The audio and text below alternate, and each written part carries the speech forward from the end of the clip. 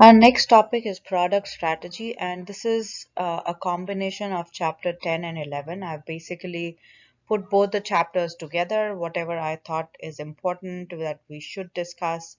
That's and mixing them together that makes sense. I have put them together, and that's what we're going to discuss in this topic, that is product strategy. So, what is a product? A product is a good, it can be a service or an idea consisting of a bundle of tangible and intangible attributes that satisfies consumers and is received in exchange for money or some other unit of value. So, whatever we have discussed until now, I think it all, if you put all of that together, that's what a product that will make you understand what a product is. So, a good or service or an idea that we have already talked about. We've already talked about the services, how they are different than goods. And then when we say a product, we basically mean it can be a good or a service or an idea consisting of a bundle of tangible and intangible attributes, and we've talked about that in detail as well. We talked about what it means by tangibility and intangibility, what it means by tangibilizing the intangibles. So basically, a bundle of tangible and intangible attributes that are, of course, we want to satisfy consumers because we are studying marketing. Marketing is all about satisfying consumers, and is received in exchange for money or some other unit of value. There has to be something. That's the basic requirement of marketing. That is, you have to have something to exchange with the other party. So that's product. What do we mean by consumer goods? These are products purchased by the ultimate consumer. So if you remember, we had talked about a B2B kind of a business and to B2C kind of business. So here, when we say consumer goods, this is for a B2C, business to consumer products that we are talking about. So these are products purchased by the ultimate consumer and not any other business. Okay, so those are consumer goods. Now, classification of consumer products, it can be classified into four categories: convenience products, shopping products, specialty products, and unsought products. And we're going to discuss them one by one. So convenience products or convenience goods are items that the consumer purchases frequently, conveniently, and with a minimum of shopping effort. So, as the name suggests, these are the products that we purchase conveniently without putting in much effort in evaluating the options, or not much effort put in the shopping of these items. For example, coffee is a convenience product that you purchase frequently, or soap, or shampoo, or toothbrush, or Advil, for example, or any of those products that you purchase frequently and do not stress much about are convenience goods. Next is shopping goods. These are the items for which consumer compares several alternatives on criteria such as price, quality, or style. So these need a little more effort as compared to convenience goods, because here you really need to look at different alternatives, look at different brands that are available, look at different varieties of products that are available, and then make your decision. This comparison can be on the basis of quality, on the basis of style, on the basis of price, or any other feature. For example, television or a camera or a cell phone, all of these goods are called shopping goods because you need to spend some time on shopping of these goods. The third type is specialty goods, which are items that a consumer makes a special effort to search out or buy. So these again have need more effort from consumer side. These can be luxury watches, luxury cars, or anything that needs a special effort from the consumer side to shop, to first search out, to look at the alternatives, to search these products, and then spend some time in buying. And the last type of goods is the unsought goods, and these are items that the consumer either does not know about, or they do know about these items, but they do not want to buy them, initially do not want to buy them. For example, a symmetry plot, or the blood. Somebody needs blood. So those are the items that people either do not think about them, they do not know that they're going to need them, or even if they know that they're going to need these at one point of time, they don't want them initially. So these are unsought goods. And we have categorized these four types of goods because that affects our marketing, right? That affects our marketing efforts. Because if it's a convenience good compared to if it's a shopping good, compared to if it's a specialty good, and compared to if it's an unsought good, all of these four types are going to require completely different marketing efforts from our side. And that's why we want to categorize them, and we should know about these four different types of goods. Now, this is the basis of comparison for these four types of goods. And we're going to talk about 4 P's: product, price, place, and promotion for all these types. And we're going to talk about brand loyalty and purchase behavior of consumers. So if you remember, in one of the chapters, we did talk about how all of these 4 P's should be fit together like in a puzzle piece. They should all fit together. So that's how that this when we are going to discuss these types of consumer goods, that will make us understand more how all of these have to fit together. So for example, the first one is convenience goods, and it can be a product like toothpaste, cake mix, hand soap, or a laundry detergent. Okay, so all of these goods that we make frequent purchases in, these are convenient to buy, and we don't have to spend much of our time to think about these products. So price for these type of products have to be relatively inexpensive. It doesn't make sense to make them expensive and have them, buy them frequently and not spend much effort on these products. So again, going back to fitting together, these should these P's, P's have to fit together. Coming to the third P, which is place or distribution, the distribution of these products has to be widespread. They have to have many outlets. Again, fitting together with product and price. And the promotion has to focus on price, availability, and the what we have to stress in these promotional activities, in these advertisements, is about awareness. We have to just make people aware about our brands, and that should be enough for people to choose our brand. So we can say, for example, Crest toothpaste. So we just have to make people aware that there's a toothpaste brand called Crest. So that's going to be our goal for promotion in there. Then brand loyalty of consumers, aware of brand but will accept substitutes. So people are going to be, even if people are aware of the brand, so as we said, the promotion should stress on awareness, but people are going to be ready to accept substitutes here. Because again, it's a convenience good. They don't want to spend much time on, they're not very brand loyal to these brands. This is a convenience good, and that's how it's supposed to be. That's how it's going to be from consumer side.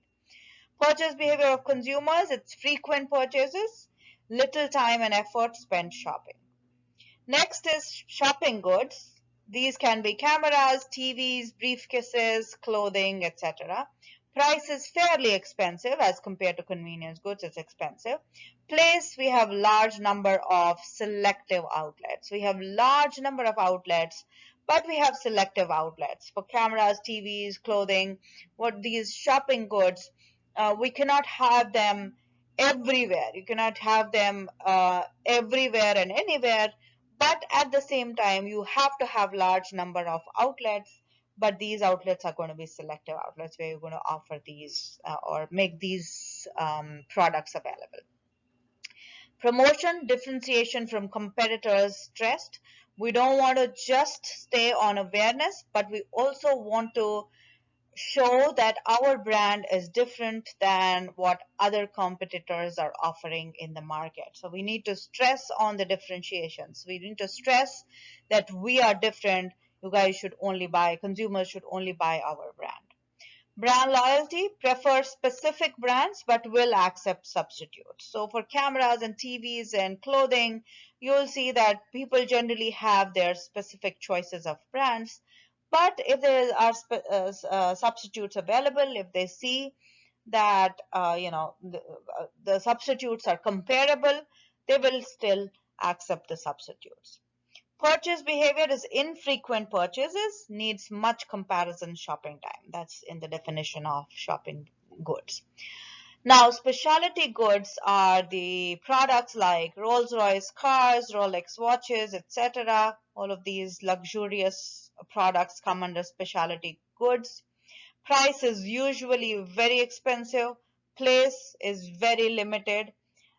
You only distribute them at limited outlets. You cannot have them, you cannot have Rolex watches at every Walmart and say that it's a specialty good. That doesn't make any sense.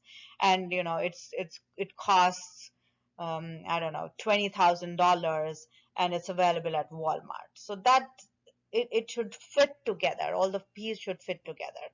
Now, promotion is uniqueness of brand and status is stressed in these kind of goods. You have to stress on how this brand is unique. It's not just differentiation. Of course, it's different than other brands, but it's unique in its own way. It has a status, and that's why you want to go for such expensive specialty goods. Now, brand loyalty, very brand loyal and will not accept substitutes. If you're talking about specialty goods, generally people are very, very loyal to these brands and they will not accept substitutes. Purchase behavior, infrequent purchases, needs extensive search and decision time for specialty goods. The unsought goods are burial insurance, for example, or thesaurus. These are all unsought goods. Price can vary. It doesn't have a specific rule that it follows. It can vary depending on what product it is. And place or distribution is often very limited because of the type of good that it is. It is an unsought good. It's for a niche market. It has a very small market, and that's why the place or the distribution is limited. Promotion, here the awareness is essential. We want people to know, we want consumers to know that we exist. So awareness is essential here. If they don't even know we exist, then what are they going to buy? Why are they going to come to us if they don't not even aware about us? Brand loyalty, they will accept substitutes. There's not much brand loyalty here. And purchase behavior, very infrequent purchases, some comparison shopping, just some comparison shopping, maybe generally based on price or depending on what kind of product it is. Next is the business goods. So we were talking about consumer goods so far. Now, business goods are the products that assist directly or indirectly in providing products for resale. And we've talked about this in our chapter B2B. And these are also known as B2B goods, industrial goods, or organizational goods. And we've talked about this in detail before. Now, what is a product line? A product line is a group of products that are closely related. And we're going to stop here for now. And we're going to directly go to an example to understand what a product line is. Just remember, it's a group of products that are closely related. Okay, so if we look at this Chevrolet page, I've just taken a screenshot of their website, from their website. So you look at this, it shows the products that are, so you see these cars over here, they have electric, and if you see, look at here, these are cars, then you have electric, then we have performance, then we have crossovers and SUVs, then you have trucks, and then you have commercial. So you see all these different types of products in there. These are under cars. If you see Spark, Sonic, Cruise, all of these are closely related products. Now under electric, you will see again a different set of products. So for Chevrolet, a product line is of cars. Cars is a product line for Chevrolet. Then electric cars is a separate product line for Chevrolet. Performance cars is a separate product line for Chevrolet, and so on. So for example, in this case, you will see in under cars, they have 5 different types of cars which are meant for similar type of customers, which means similar group of people, which means people who would like to have a car. Okay, and now we'll go back to the definition of product line. It's a group of products that are closely related because they satisfy a class of needs, are used together, are sold to the same customer group, are distributed through the same type of outlets, or fall within a given price range. Now, it can depend from different organized on different organizations what they count as their different product lines, but generally you can put these different types of products together and call them a product line. Now, what is a product mix? Is the number of product lines offered by a company.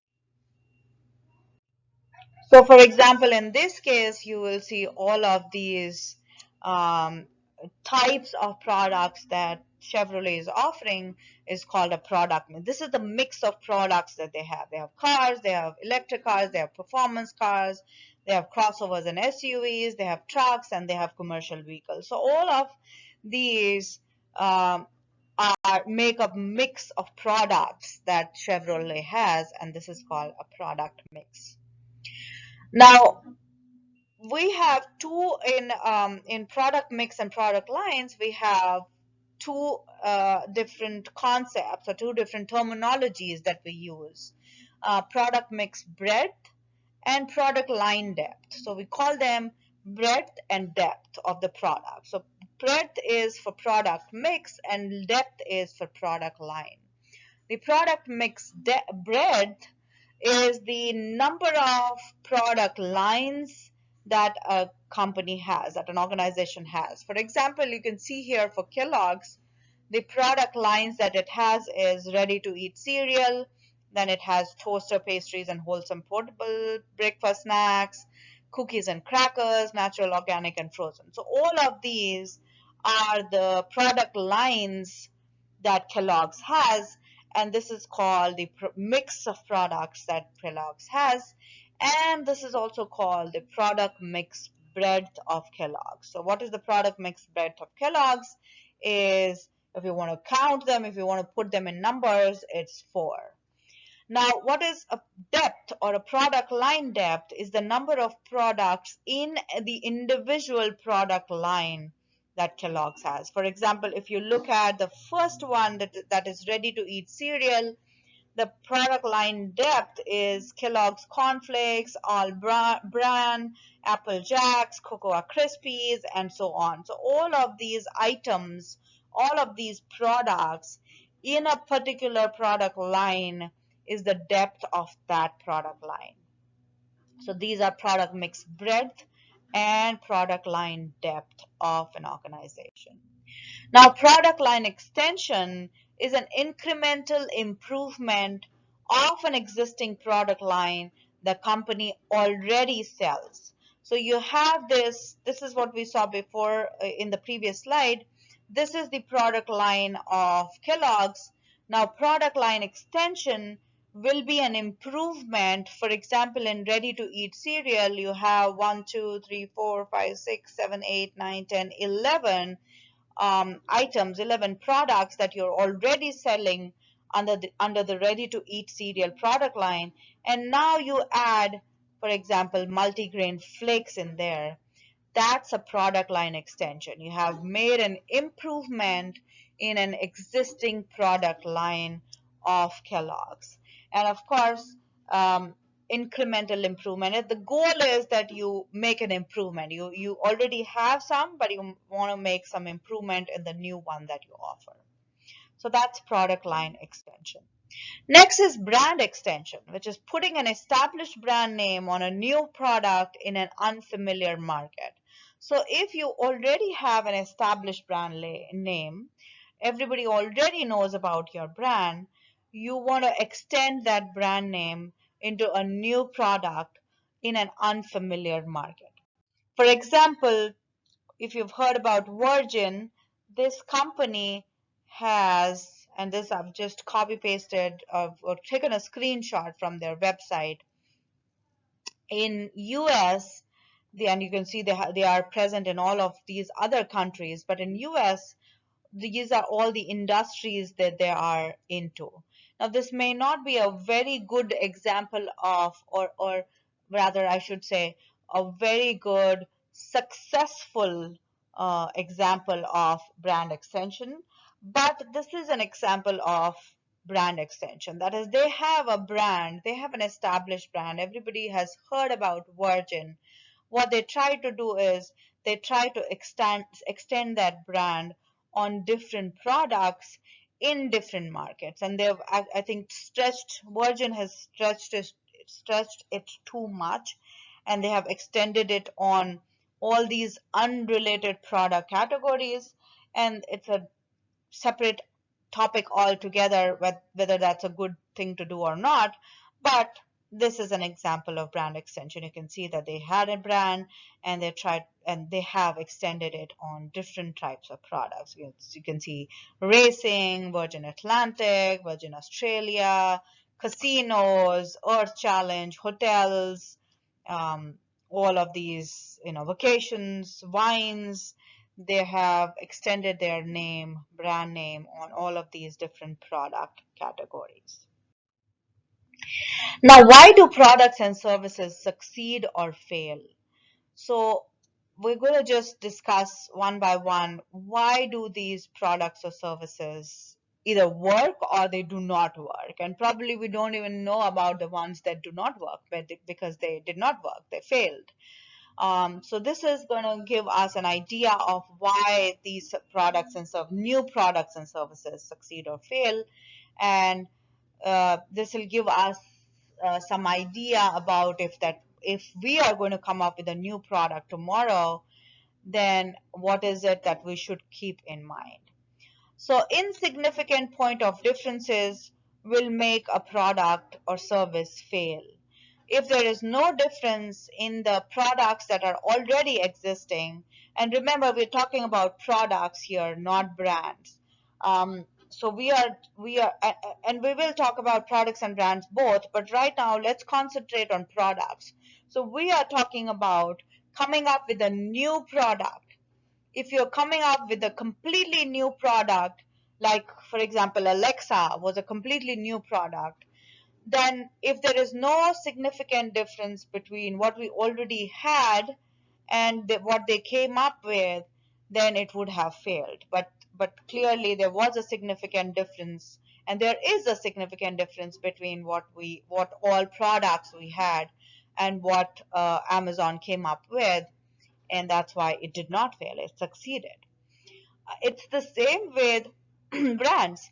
If you already have a brand and you're coming up with a new brand, then if there's not much difference between the already existing brands and a new brand, it's going to fail.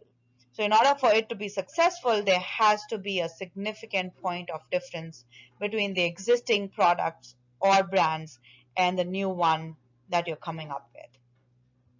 The second point is incomplete market and product definition before product development starts. So before you start developing the product, you need to know you need to define what your market is. You need to define what your product is and who is it about? Who is the market? Who is the consumer that's going to buy your product? If you have an incomplete definition of that, it's going to fail. Third is too little market attractiveness. Maybe you have defined it well. Maybe you know who your market is, but there's too little market attractiveness. That is, there's not much market present in the product for the product that you're trying to develop. So that's something that you have to keep in mind as well. Fourth is poor execution of the marketing mix. Remember, all the P's have to fit together. So if they're executed well, it is going to succeed. If they are not put together, they're not executed well, it's going to fail. Poor product quality or insensitivity to customer needs on critical factors. Remember, marketing is about focusing on customer needs. If you're not doing that, if you're showing insensitivity to customer needs, or you have poor product quality, it's going to fail. Bad timing. You have to always make sure that when you're developing a product and when you're implementing it, the timing has to be correct. You need to make sure that your timing of the product development and product introduction has to be correct. And the last one is no economic access to buyers. If you have taken care of all of those points, but you don't have access to buyers, you know that there's a market over there, but you're not able to reach them, obviously everything is going to fail. So you have to keep all this in mind when you're coming up with a new product or a service.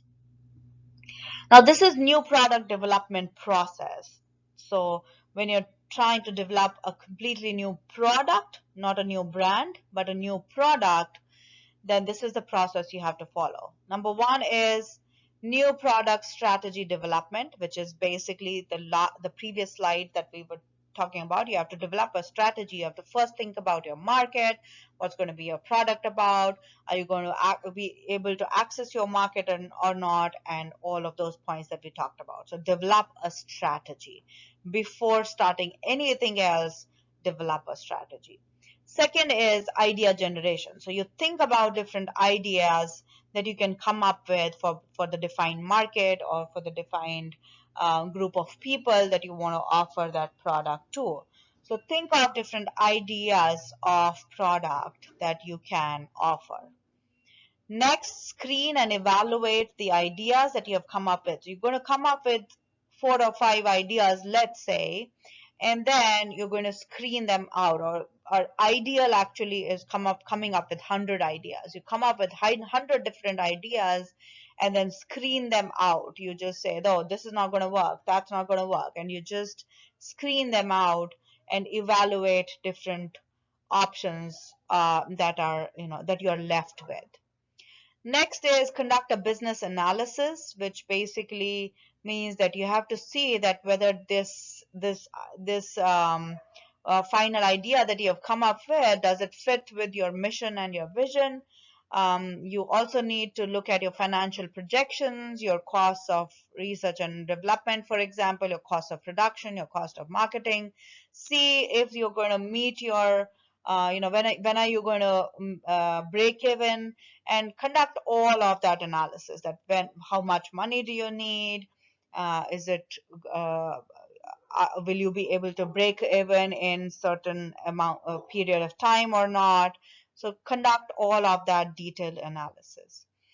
Step number 5 is development. That is, you develop the product, you actually develop the product, you make the product, and then you test you test it in a test market, wherein you just give it for trial, say, to a specific group of people, and test it there and see if there are any changes that you need to make.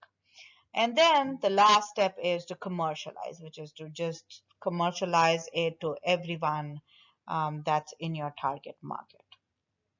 So those are the steps you have to follow for new product development. Now our activity 10 is that what you have to do is you have to generate an idea, and ideally you should generate many ideas, and as I had said before, at least 4 to 5 ideas. But here we are only going to generate one idea per student. So you need to generate an idea of a new product, not a new brand, but a completely new product. So think about a product that you think that is not in the market yet, but you think that that's a product that can make it to the market. You do not have to Google search to confirm if that exists or not. It's something that it's just an activity to make your brains work towards towards a new idea that at least you think is a new idea. As I said, you do not have to confirm anywhere that if it is new or it exists in some country or whatever. You don't have to do that. Just think of something you think that it's going to work. It's a new product, it's not there in the market yet, and it's going to work. So think about it. And I've put step number 3, which is screening and evaluation here. But basically, you just need to make an evaluation of whether, it's feasible or not. Just think about it, and just for your thinking, see if it is feasible for that idea to work or not. And then I want you just to write about what your new product is and provide a description of what this is about, if it needs a description. So if it is a product like, let's say, Alexa, you might need to describe that it's going to be the product is going to be as a small circular device which has a which has a speaker on it, which has a microphone, which has a volume button, and this is the purpose of the product, for example. So that's what you're supposed to just write. You're supposed to write your new product idea and just provide a description to make me understand what that idea is. And we're going to stop here, and in next topic we're going to discuss about the product life cycle.